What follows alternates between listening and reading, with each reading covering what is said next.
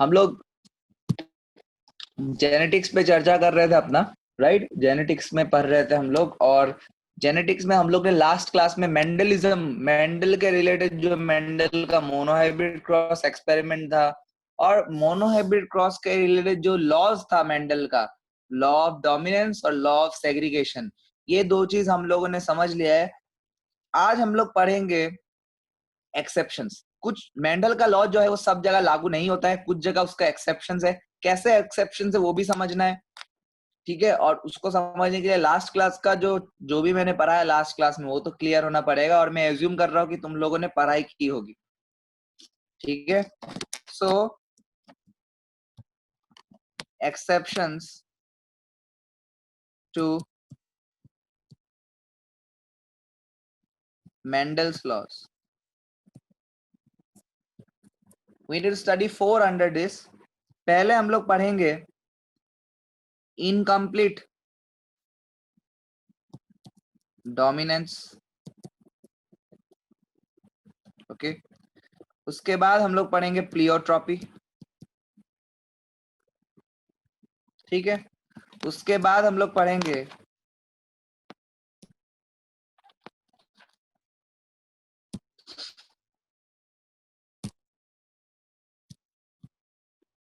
Multiple allelism,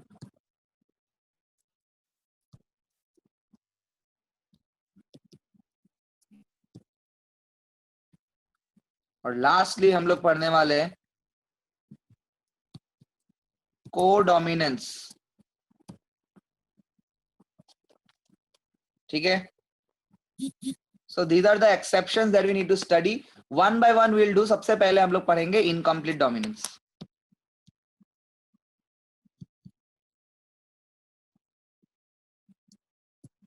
incomplete dominance क्या होता है भाई? देखो, इनकम्प्लीट डोमिनेंस का मतलब यह है, इनकम्प्लीट डोमिनेंस का मतलब यह है कि देखो, जब हम लोग मेंडल वाला मोनोहाइब्रिड क्रॉस कर रहे थे, मोनोहाइब्रिड क्रॉस में याद करो हम लोग ने टॉल प्लांट लिया था एज पेरेंट, ड्वार्फ प्लांट लिया था एज पेरेंट, और F1 जनरेशन में टॉल आया था, मतलब वन ऑफ द पेरेंट्स के जैसा था, ठीक है? वन ऑफ द पेरेंट्स के जैसा था। इनकम्प्लीट डोमिनेंस का मतलब है कि यहाँ पे जो F1 प्रोजेनी है, जो फर्स्ट जनरेशन का जो प्रोजेनी है, वो किसी के जैसा नहीं दिखता, वो माँ के जैसा भी नहीं दिखता, बाप के जैसा भी नहीं दिखता, वो टॉल भी नहीं दिखेगा, ड्वार्फ भी नहीं दिखेगा। यूजुअली एक चीज दिखना चाहिए था ना, लेकिन वो नहीं दिखता, समझ रहे हो? इनकम्प्लीट डोमिनेंस क्यों, मतलब इसका मतलब यह है कि कैपिटल टी, देखो जब capital T cross small T होता था तो हमको कैपिटल टी स्मॉल टी मिलता था, सही की गलत ये मिलता था। लेकिन हमको ये नहीं मिल रहा यहाँ पे, यहाँ पे हमको ऐसा कंडीशन नहीं मिलता। ये जो टॉलनेस है ये तो पापा का, मान लेते ये पापा है और ये मम्मी वाला फ्लावर है, ठीक है? ये ड्वार्फ है, F1 जनरेशन आ रहा है टॉल, मतलब पापा जैसा है। लेकिन अगर मैं बोलूं कि टॉल भी नहीं है ड्वार्फ भी नहीं है तो ये किसी भी पेरेंट का क्वालिटी नहीं हुआ। तो ये वाला चीज हमको देखने को मिलता है इनकम्प्लीट डोमिनेंस में। मैं एग्जांपल के साथ समझाऊंगा तब ज्यादा समझ में आएगा। तो firstly what is incomplete dominance? Incomplete dominance का मतलब है यहाँ पे जो F1, ये एक्सेप्शन कैसे हुआ, ये अलग कैसे हुआ मेंडल के लॉ से? मेंडल के लॉ के हिसाब से तो F1 को या तो पेरेंट्स के जैसा होना चाहिए था, डोमिनेंट कैरेक्टर आना चाहिए था, लेकिन नहीं आया। कैपिटल टी स्मॉल टी के ऊपर भारी होता था, यहाँ पे कोई भारी नहीं है किसी पे। F1 does not represent, resemble कर लो ज्यादा अच्छा होगा, F1 generation does not resemble any parent, ठीक है? इसका बेस्ट एग्जांपल है, एग्जांपल देता और समझ में आएगा। इसका बेस्ट एग्जांपल जो है उसको बोलते हैं मिराबिलिस जलापा। मिराबिलिस जलापा प्लांट का नाम है, उसका फ्लावर के कॉन्टेक्स्ट में मिराबिलिस जलापा का फ्लावर, ठीक है? इसको बोलते हैं, कॉमन नेम है इसका 4 o'clock प्लांट। इसको 4 o'clock प्लांट कहा जाता है। 3 बजे के बाद में ये फ्लावर जो है बहुत बढ़िया से निकल के आता है, मतलब उसका पूरा का पूरा ब्लूमिंग जो है उस दौरान दिखता है, इसलिए 4 o'clock प्लांट बोलते हैं, ठीक है? प्लांट का फ्लावर्स का अलग अलग तरीका होता है टू रेस्पॉन्ड टू सनलाइट, उसका नाम ऐसे रखा गया है। और एक फ्लावर है जिसमें ये चीज देखने को मिलता है, उसका नाम है एंथराइनम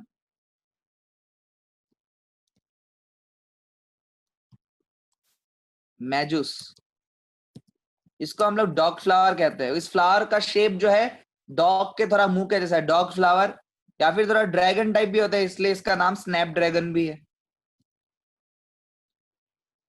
स्नैप ड्रैगन। ठीक है,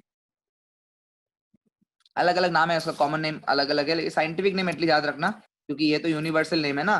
तो Antirrhinum majus and Mirabilis jalapa, these plants, इनके फ्लावर्स जो है इनमें ये क्वालिटी देखने को मिलता है। क्या होता है यहाँ पे देखो,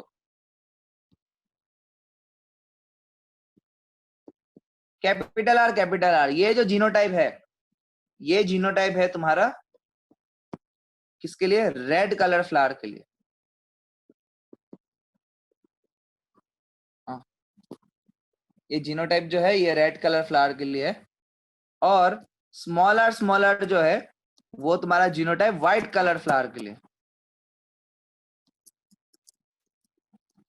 ठीक है, मेंडल के हिसाब से, अगर मैं मानता हूं एक्सेप्शन नहीं होता, तो क्या होता, अगर रेड और व्हाइट के बीच में अगर मैं क्रॉस कराऊं, ठीक है, जैसे अगर मैं ये रेड फ्लावर ले लिया और मैंने व्हाइट फ्लावर ले लिया, इनके बीच क्रॉस कराया, तो ये रेड है, ये डोमिनेंट है, और ये व्हाइट जो रिसेसिव है, तो ये ऑफस्प्रिंग क्या होना चाहिए था, रेड होना चाहिए था, लेकिन ऐसा नहीं होता।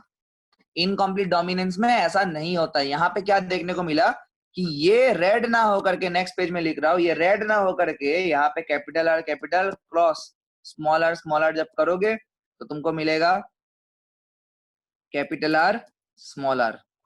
ठीक है, दैट इज पिंक। ये था रेड, पेरेंट्स था रेड, पेरेंट्स था व्हाइट, तो क्या ये इस पेरेंट के जैसा है, नहीं। क्या ये इस पेरेंट के जैसा, नहीं। ये कुछ नया बन गया, पिंक बन गया। This is how it is an exception, इसको बोलते हैं इनकम्प्लीट डोमिनेंस। मतलब कैपिटल आर जो है वो स्मॉल आर के ऊपर पूरा हावी नहीं हो पाया। या फिर तुम ऐसा बोल सकते हो, there has been mixing of characters taking place, blending has been seen here. Blending, law of segregation के हिसाब से ब्लेंडिंग नहीं होना चाहिए था यहाँ पे, लेकिन ब्लेंडिंग देखने को मिला है। रेड और व्हाइट मिल करके कुछ नया कलर बना दिया पिंक, जो कि ना रेड के जैसा है ना व्हाइट के जैसा है। मतलब it does not represent the parents, it does not resemble the parents. अब आगे जब इसका हम लोग सेल्फिंग कराएंगे, सेल्फिंग मतलब खुद के फ्लावर्स के साथ, मान लो मेल फ्लावर भी यही है, मानना क्या यही सेल्फिंग होता है, फीमेल फ्लावर भी यही है, तो इससे क्या क्या गैमेट आएगा, कैपिटल आर स्मॉल आर। इससे क्या क्या गैमेट आएगा, कैपिटल आर स्मॉल आर। तुम पनेट स्क्वायर से भी बना सकते हो, मैंने सिखाया था पनेट स्क्वायर से। ठीक है, कैपिटल आर यहाँ पे लिया, स्मॉल आर ये इसका ले लिया, और इधर ले लो कैपिटल आर स्मॉल आर इसका ले लिया। ठीक है, capital R capital R, capital R small R, capital R small R, और स्मॉल आर क्या बना देखो, ये बन गया रेड। ये क्या, ये रेड बनेगा, नहीं, ये तो होगा पिंक। ये भी हो गया पिंक, और ये क्या हो गया, व्हाइट। F2 जनरेशन में हमको ये मिलेगा, सेकंड जनरेशन में। फर्स्ट जनरेशन में क्या मिला था, सबको ही पिंक मिला था। ये रहा F1 जनरेशन, कहाँ गया, ये रहा F1 जनरेशन, ऑल पिंक, समझ रहे हो। और यहाँ पे F2 जनरेशन में सबको ही है, देखो कितना कितना क्या क्या है। तो मैं अगर बात करूं यहाँ पे, मैं ऊपर का थोड़ा सा मिटा रहा हूं, देखो F2 जनरेशन, इससे हम लोग फिनोटाइपिक जीनोटाइपिक रेशियो देखेंगे। हाँ, सबसे पहले मैं बताना चाहता हूँ फिनोटाइपिक रेशियो, जो हमको आंखों से दिखता है उसको हम लोग क्या बोलते हैं, फिनोटाइपिक रेशियो, मॉर्फोलॉजिकल कैरेक्टर्स। तो यहाँ पे अगर हम लोग देखेंगे तो एक रेड है,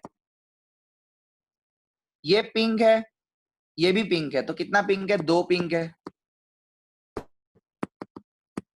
दो पिंक है। और ये क्या है, व्हाइट है, एक व्हाइट है।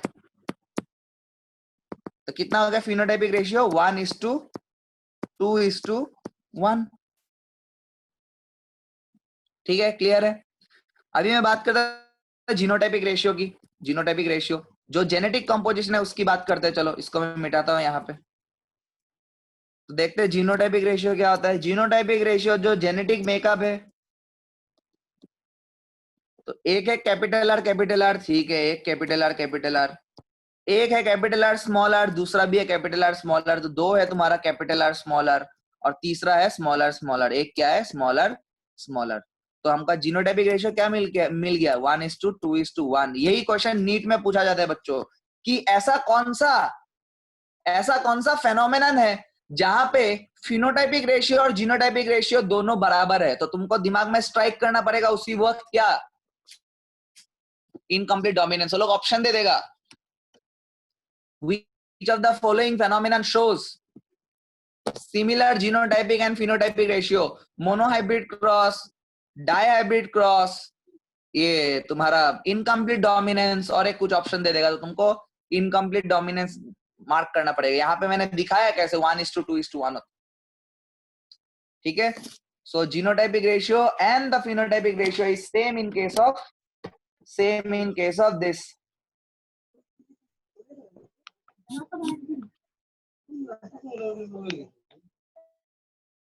Same in case of incomplete dominance. Okay. Now, next exception. Next exception is known as pleiotropy. Pleiotropy. ठीक है, सुनो प्लियोट्रॉपी क्या होता है। प्लियोट्रॉपिक एक्सेप्शन भी कैसे हो ये भी समझना होगा। देखो, यूजुअली हमने क्या देखा था, जैसे टॉलनेस, ड्वार्फनेस, जो कि एक ही कैरेक्टर था हाइट, और उसको कंट्रोल करता था एक ही gene, capital T small T, या फिर स्मॉल टी, यही होता था। मतलब टी मैं ओवरऑल बोलूं तो आइदर कैपिटल टी या स्मॉल टी, ओवरऑल बोलूं तो। मतलब मैंने कभी बोला क्या कि कैपिटल टी जो है वो तुम्हारा सीड का कलर भी कंट्रोल करता है? नहीं, वो तो कंट्रोल नहीं करता। मेंडल के क्रॉस में, मोनोहाइब्रिड क्रॉस में सीड का कलर के लिए जीन अलग है, फ्लावर का कलर के लिए जीन अलग है, सबका अलग अलग है। मतलब single gene usually control single character. But pleiotropy क्या कहता है कि सिंगल जीन एक से ज्यादा इफेक्ट प्रोड्यूस कर सकता है। ठीक है, तो ऐसा हो गया एक्सेप्शन। यूजुअली सिंगल जीन जो है एक ही इफेक्ट, जैसे कि एक जीन है तो वो हाइट के लिए रिस्पॉन्सिबल है, वो फिर दूसरा कलर उलर पे नहीं जाएगा, वो हाइट तो हाइट।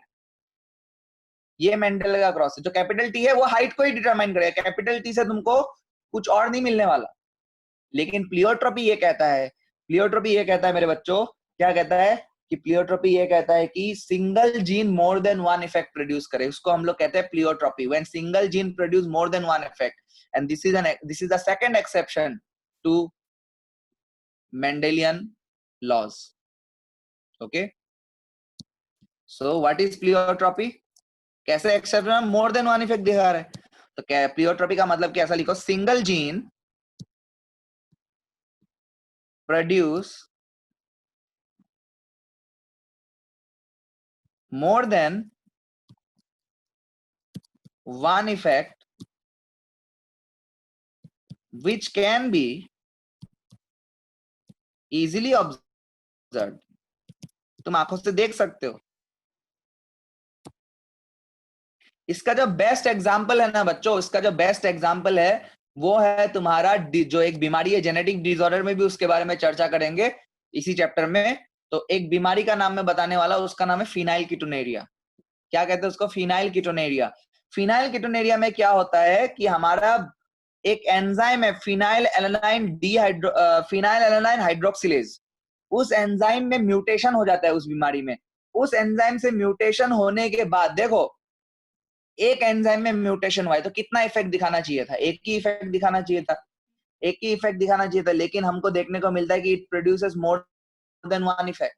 बहुत सारा इफेक्ट देखने को मिलता है, जैसे हमारे स्किन का पिगमेंटेशन, ठीक है, स्किन बहुत ज्यादा, स्किन का पिगमेंटेशन का लॉस हो जाना, फिर हेयर में प्रॉब्लम होना। ठीक है,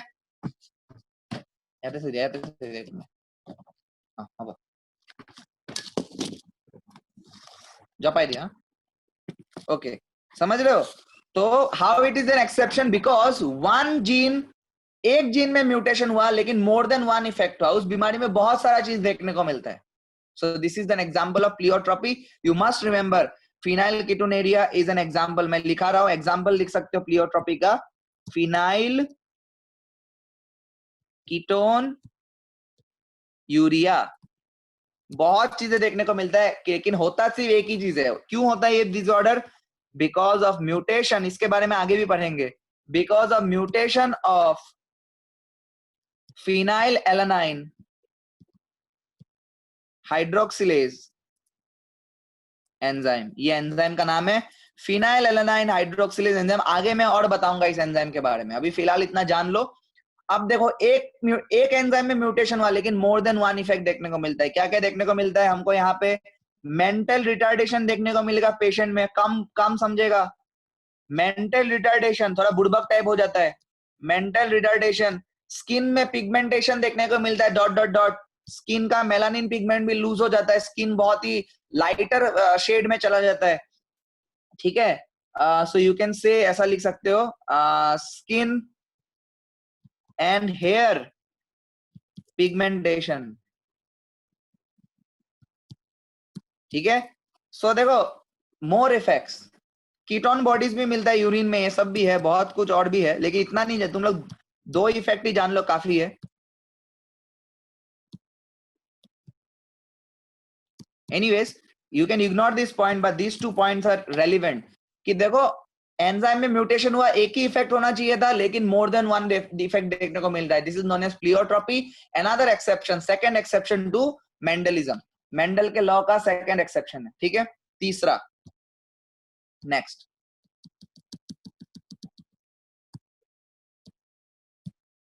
next one is number 3, multiple allelism. Multiple allelism, multiple allelism का मतलब क्या है? मल्टीपल मतलब मैनी, एलिलिज्म देखो भैया बता रहे हैं।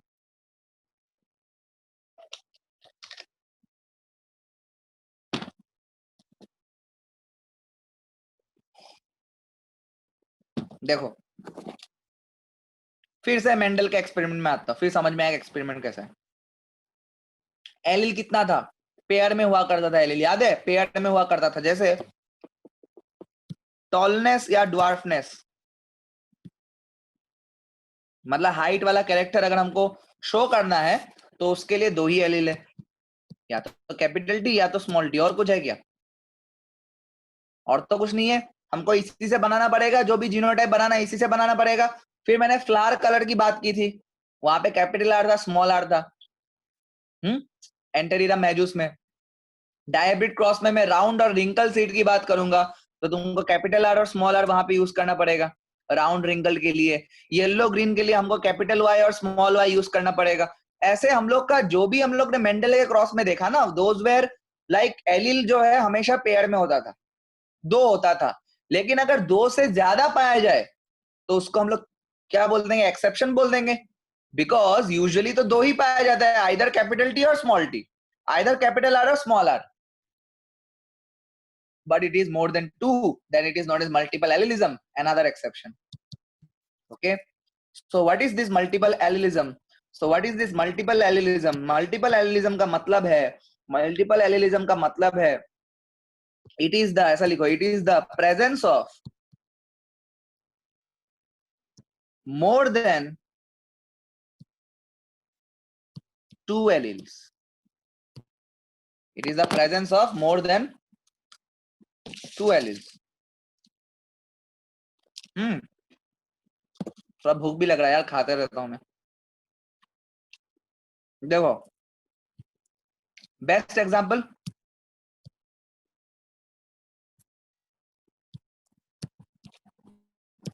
ABO blood group system. इसको एक जीन कंट्रोल करता है जिसका नाम है आई, और इस आई जीन के पास तीन एलील है, दो होना चाहिए था लेकिन कितना है? तीन एलील है, आई A, I B and I ओ। कुछ कुछ बुक में आई ओ को ही स्मॉल आई लिख के रखा है, दोनों सेम चीज ही मीन करता है। आई ओ बोल दो या स्मॉल आई बोल दो, सेम ही चीज है। It is the best example of multiple allelism. देखो तीन एलील है यहाँ पे, है कि नहीं? तीन allele, I A, I B और स्मॉल आई, या फिर आई ओ बोल दो। तीन एलील है यहाँ पे, तो मल्टीपल एलिलिज्म। अगेन एक्सेप्शन, क्या मेंडल के एक्सपेरिमेंट में हमने ऐसा कुछ देखा था? बिल्कुल नहीं, या तो कैपिटल टी होता था या फिर स्मॉल टी होता था। ठीक है, अभी चलो, अभी ब्लड ग्रुप के बारे में दिखाता हूँ।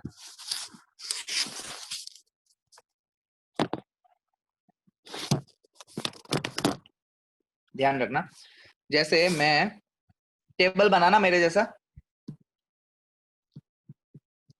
Allele from suppose father,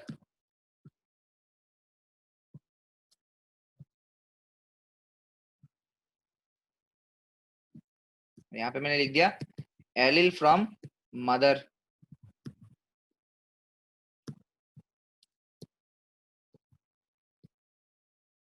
okay. Genotype, genetic makeup क्या होगा, और फिनोटाइप, यहाँ पे फिनोटाइप का मतलब क्या, ब्लड ग्रुप, क्या ब्लड ग्रुप होगा जो हम लोग बाद में ऑब्जर्व कर पाएंगे। तुमको फर्स्ट ईयर एमबीबीएस में ही, फिजियोलॉजी में ही सिखा देगा ब्लड ग्रुप को कैसे डिटरमाइन करते हैं। फर्स्ट ईयर में ही एमबीबीएस जो लोग करना चाहते हैं वो लोग को फर्स्ट ईयर एमबीबीएस में ही सिखा देता है ब्लड ग्रुप कैसे देखते हैं लैब में।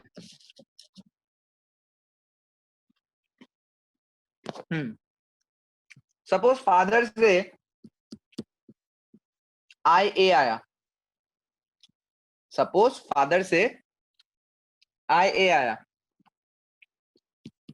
मदर से भी आई ए आया, तो बच्चे का जीनोटाइप में क्या होगा, आई A, I A, blood group क्या हो जाएगा, ए हो जाएगा, ब्लड ग्रुप क्या हो जाएगा, ए ब्लड ग्रुप हो जाएगा।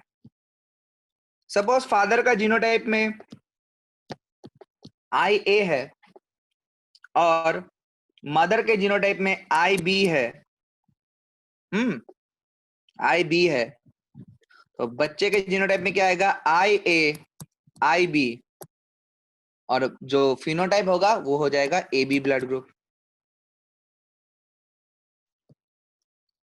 सपोज फादर में आई बी है, मदर में भी आई बी है, और बच्चे में तब क्या आएगा, आई बी, आई बी, वही पनेट स्क्वायर के जैसा ही कर रहे हैं ना, वो एक दो दोनों को मिला दे रहे हैं बस, और बच्चे का ब्लड ग्रुप क्या हो जाएगा, B blood group. Suppose father में आई ए है और मदर में स्मॉल आई है, या फिर तुम आई नॉट बोल दो, एक ही चीज है, तो बच्चे में क्या आएगा, I A small I, yes I A I nought, कुछ भी लिखो। तो जब कैपिटल और स्मॉल आ जाए तो कौन किसका पावर चलता है, कैपिटल का पावर चलता है, ये तो स्मॉल आई है, तो हम लोग क्या बोल देंगे, ए ब्लड ग्रुप होगा। सपोज फादर से आई बी आया, मदर से स्मॉल आई आया, या फिर आई नॉट आया, एक ही बात है, तो बच्चे के जीनोटाइप में मैं क्या बोलूंगा, आई बी स्मॉल आई, या फिर आई बी आई नॉट, फिर कैपिटल कैपिटल स्मॉल पे भारी होता है, तो यहाँ पे ब्लड ग्रुप क्या हो जाएगा, बी हो जाएगा, ये वाला होगा डोमिनेंट।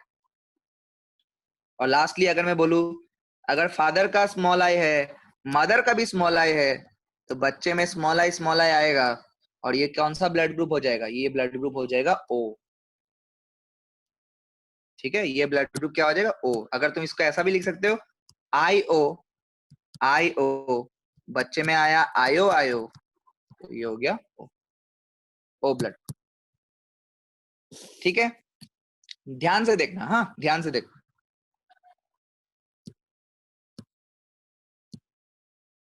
देखो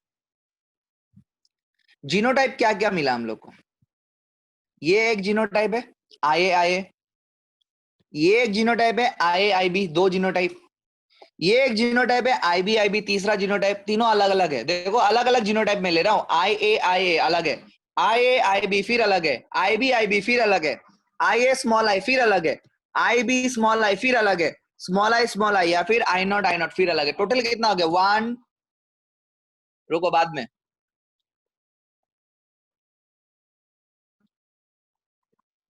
कैपिटल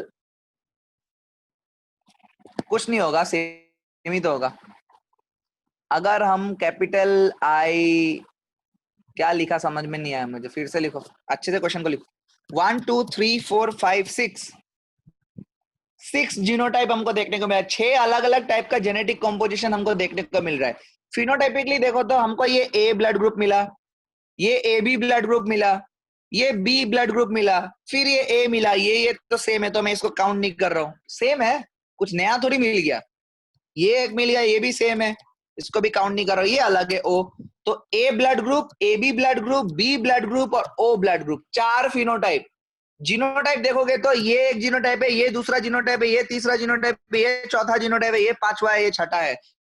तो हम लोग जब ब्लड ग्रुप देखते हैं, ब्लड ग्रुप जब देखते हैं, लिख लेना साइड में, ब्लड ग्रुप जब हम लोग देखते हैं तो ब्लड ग्रुप में 6 जीनोटाइप्स होता है और 4 फिनोटाइप्स होता है। एक्सक्यूज मी, ठीक है, ये देखना, ध्यान रखना इसको।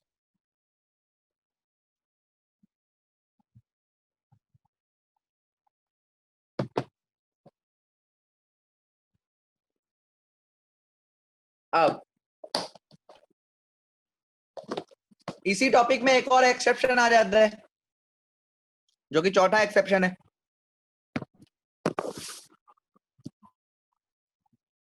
Exception number 4, next, codominance. Codominance,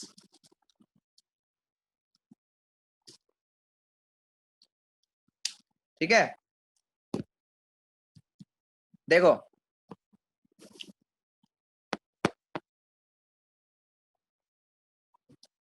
हाँ, वो सेम, एओ नहीं होता है, एओ कुछ नहीं होता, ए डोमिनेंट होता है ओ के ऊपर, इसलिए एओ बोल के ब्लड ग्रुप नहीं होता मिस्टर टरांग। एओ बोल के कुछ ब्लड ग्रुप नहीं होता। स्मॉल, तुम अगर आई नॉट भी लिखते हो ना, वो रिसेसिव ही है। I nought and small I are one and the same thing. I nought and small I is one and the same thing. If you write I O, negative blood group इस chapter में नहीं है बेटा, वो RH antigen में है। यहाँ पे देखो, ए पॉजिटिव और A negative, B positive B negative, A B positive A B negative, वो सर्कुलेशन वाला चैप्टर में है।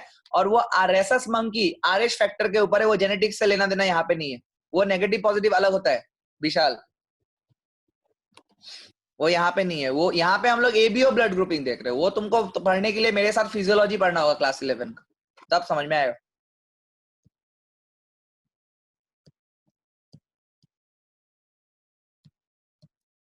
कोडोमिनेंस, कोडोमिनेंस का मतलब है, को मतलब दोनों, दोनों ही डोमिनेंट है, मतलब दोनों ही एक्सप्रेस होगा। देखो इनकम्प्लीट डोमिनेंस में ना फादर का एक्सप्रेस होता था ना मदर का एक्सप्रेस होता था। डोमिनेंस में एक जन का एक्सप्रेस होता था, जैसे टॉल एक्सप्रेस करेगा, ड्वार्फ नहीं करेगा। इनकम्प्लीट में क्या देखा था, ना हम लोग ने रेड को डोमिनेंट होने दिया ना व्हाइट को डोमिनेंट होने दिया, कुछ और बन गया, पिंक बन गया। यहाँ पे को डोमिनेंस में हम लोग देखते हैं कि दोनों ही एक्सप्रेस होता है, दोनों ही एक्सप्रेस होता है, मतलब पापा का भी माना जाएगा, मम्मी का भी माना जाएगा, दोनों का माना जाएगा। ठीक है, मैं समझा रहा हूं। इसका मतलब क्या है कि F1 progeny will resemble F1 progeny will resemble both the parents. F1 progeny will resemble both the parents, दोनों पेरेंट्स को रिजेंबल करेगा, both parents। इनकम्प्लीट में क्या था, F1 will resemble neither parents, किसी भी पेरेंट को रिजेंबल नहीं, यहाँ पे दोनों पेरेंट्स को रिजेंबल करेगा। इसका भी जो एग्जांपल है वो एबीओ ब्लड ग्रुपिंग सिस्टम है, एबीओ ब्लड ग्रुपिंग सिस्टम है। इसका भी एग्जांपल जो है वो एबीओ ब्लड ग्रुपिंग सिस्टम है। देखो दोबारा से वो टेबल बना लेना अगर पॉसिबल हो तो, please do this table again. और वहां पे तुमको, मेरे पास तो है, मैं ऑलरेडी दिखा सकता हूँ तुम लोगों को। तो देखो एबीओ ब्लड ग्रुपिंग कैसा है, फोकस करो। एबीओ ब्लड ग्रुपिंग में जब फादर का आईए होता था और जब मदर का आईबी होता था, तो ऑफस्प्रिंग में आई ए आई बी आता था, जिससे ए बी ब्लड ग्रुप बनता था। इसमें देखो फादर का आई ए है, आई ए आई बी पे डोमिनेंट नहीं है, आई बी आई ए पे डोमिनेंट नहीं है, दोनों ही इक्वली ताकतवर है, दोनों इक्वल डोमिनेंस दिखाता है, दोनों ही एक्सप्रेस करता है। तो ए बी ब्लड ग्रुप हमको मिल गया। This is an typical exception of Mendelian law as well. Mendelian law कहता है कि किसी को तो डोमिनेंट बनना पड़ेगा भाई F1 में। को डोमिनेंस कहता है नहीं, दोनों ही डोमिनेंट है। इसका भी एग्जांपल एबीओ ब्लड ग्रुप है। मल्टीपल एलिलिज्म भी एबीओ ब्लड ग्रुप का, मतलब मल्टीपल एलिलिज्म का भी एग्जांपल एबीओ ब्लड ग्रुप है, और को डोमिनेंस का भी है, अलग अलग तरीके से है। मल्टीपल एलिलिज्म पे कैसा है, मल्टीपल एलिलिज्म पे ऐसा है कि मल्टीपल एलिलिज्म में हम लोग देखते हैं कि यूजुअली एक पेयर में ही एलील होता है, लेकिन ब्लड ग्रुप में हम लोग को 3 एलील देखने को मिलता है, आई ए आई बी और आई नॉट, या फिर स्मॉल आई, सेम थिंग। तो मोर देन 2 एलील देखने को मिल रहा है, this is an example of multiple एलीलिज्म। और जब हम लोग इसकी बात करें, कोडोमिनेंस की बात करें, कोडोमिनेंस का मतलब है कि दोनों ही डोमिनेंट है। कोडोमिनेंस भी मेंडेलियन लॉस के एक्सेप्शन है। मेंडल के लॉ के अनुसार किसी एक को डोमिनेंट होना पड़ता था, लेकिन यहाँ पे हमको देखने को मिला कि दोनों ही डोमिनेंट है। दैट इज कोडोमिनेंस, मिलजुल के डोमिनेंट। IA और IB आने से दोनों ही एक्सप्रेस करता है ऑफस्प्रिंग में, और AB ब्लड ग्रुप निकल करके आता है। कितना टाइम बचे?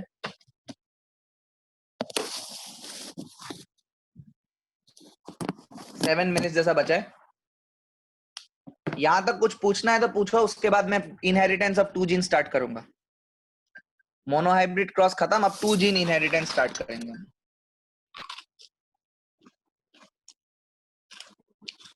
कुछ पूछना है तो मैं चैट बॉक्स में देख रहा हूँ। मीटिंग लीव मत करना, बिकॉज मैं पढ़ा भी सकता हूँ। I have 7 minutes, let me C.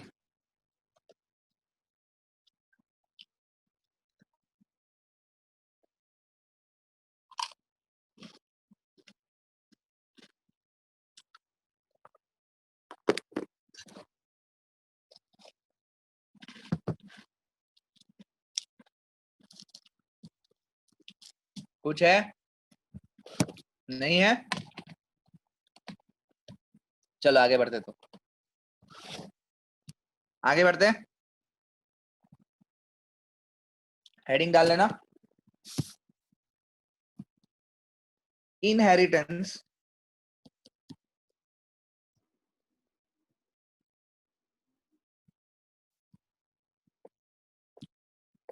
Of 2 jeans.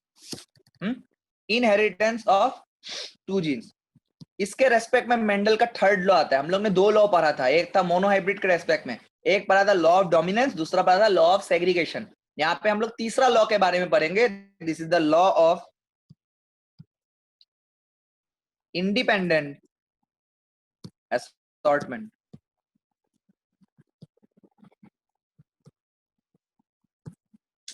Spelling गलत लिख दे। हाँ, law of independent assortment, ASSORTMENT, law of independent assortment. ठीक है, पहले होता क्या है मैं बता देता हूँ, उसके बाद यू गाइस कैन, फिर मैं समझा भी दूंगा, क्लियर भी हो जाएगा। पहले तो डेफिनेशन लिखा देता हूँ जो तुम लोग को एग्जाम पॉइंट ऑफ व्यू से चाहिए।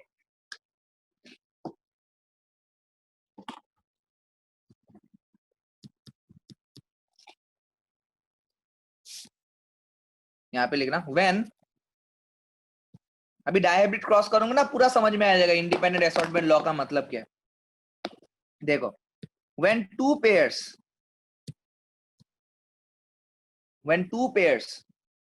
इनहेरिटेंस ऑफ 2 जीन के साथ तुम लोग लिख भी सकते हो डायहाइब्रिड क्रॉस। अभी हम लोग 2 कैरेक्टर लेके क्रॉस करेंगे। मेंडल का क्रॉस जो है 2 कैरेक्टर लेंगे, पहले सिर्फ एक ही कैरेक्टर लेते थे, टॉल ड्वार्फ, मतलब स्टेम हाइट ले लेते थे बस। अभी 2 कैरेक्टर लेके हम लोग क्रॉस करके देखेंगे।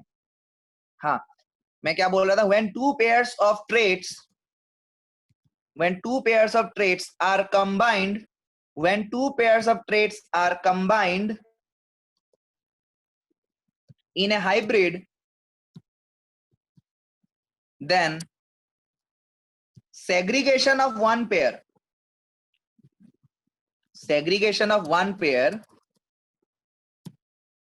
is segregation of one pair of traits, कर लो ज्यादा अच्छा होगा।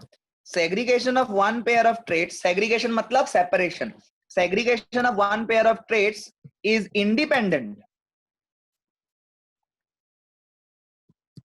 to the other pair of traits. Separation of one pair of traits is independent to the other pair of traits। मतलब मैं समझा रहा हूं,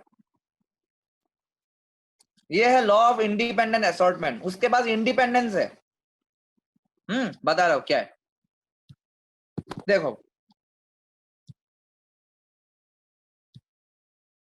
यहाँ पे हम लोग सीड कलर लेते हैं और सीड शेप, 2 कैरेक्टर लेंगे। डायहाइब्रिड क्रॉस है ना, 2 जीन का इनहेरिटेंस हम लोग स्टडी कर रहे हैं। सीड शेप में जो डोमिनेंट होता है वो है राउंड, और जो रिसेसिव होता है वो है रिंकल्ड।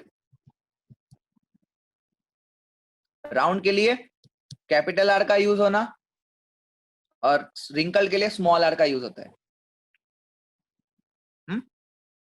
वैसे ही सीड कलर की बात करो तो डोमिनेंट जो है वो है येलो और रिसेसिव जो है वो है ग्रीन। कैपिटल वाई यूज होगा यहाँ पे और स्मॉल वाई यूज होगा। जब भी मैं ऐसा वाई का पेट काट दूंगा ना तो तुम समझ लेना स्मॉल वाई लिख रहा है, नहीं तो तुम लोग कंफ्यूज हो जाओगे कि वो कैपिटल मैंने स्क्रीन पे लिखा है स्मॉल लिख। एनीवेज,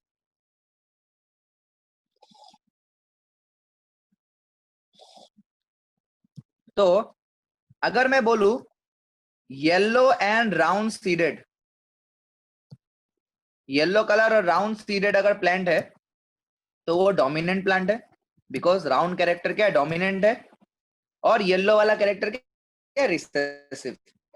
सॉरी, डोमिनेंट है, दोनों ही डोमिनेंट है। येलो कलर डोमिनेंट है और राउंड शेप डोमिनेंट है, तो ये डोमिनेंट प्लांट हो गया। और इसका मैं क्रॉस करूंगा रिसेसिव प्लांट के साथ, जो क्या हो जाएगा, ग्रीन एंड रिंकल सीडेड।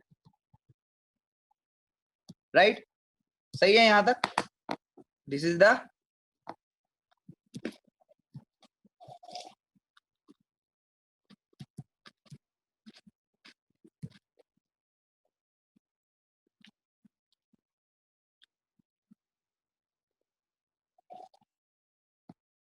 देखो 2 मिनट ही रह गया तो मैं आगे पढ़ा के कुछ फायदा नहीं है, यहां तक लिख लो, नोट कर लो। उसके बाद आगे मैं नेक्स्ट मीटिंग में पढ़ा रहा हूँ, दोबारा तुम लोगों को ज्वाइन करना है। ठीक है, फिर डायहाइब्रिड क्रॉस खत्म हो जाएगा। After the completion of dihybrid cross हमारे पास क्या है, मैं देख लेता हूँ एक सेकंड। डुप्लीकेट जीन्स तो नीट में आता है, वो तुम लोग को नहीं चाहिए। क्रोमोसोमल थ्योरी ऑफ इनहेरिटेंस, वो आजकल भी नीट में नहीं आता, पहले आता था इसलिए मैं नहीं बता। उसके बाद हम लोग क्रोमोसोमल थ्योरी ऑफ इनहेरिटेंस पढ़ेंगे, वो क्या है, ये बहुत इंपॉर्टेंट टॉपिक है नीट के पॉइंट ऑफ व्यू से, बोर्ड पॉइंट ऑफ व्यू से, दोनों पॉइंट ऑफ व्यू से। तो I am stopping right here.